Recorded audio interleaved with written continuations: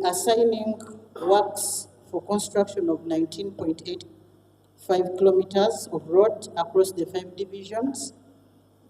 And as an authority, we are grateful to Government of Uganda, our funders, the World Bank, the Fresh Development Agency.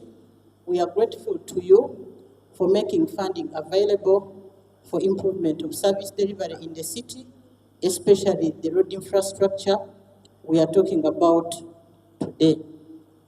There will be some little inconvenience which will come by the constructions. Sometimes you'll see some dust. Your waiting time on the road may increase because some roads will be closed, but that's just for 18 months. Download the app on App Store or Google Play Store now. Vision Digital Experience, the future of media.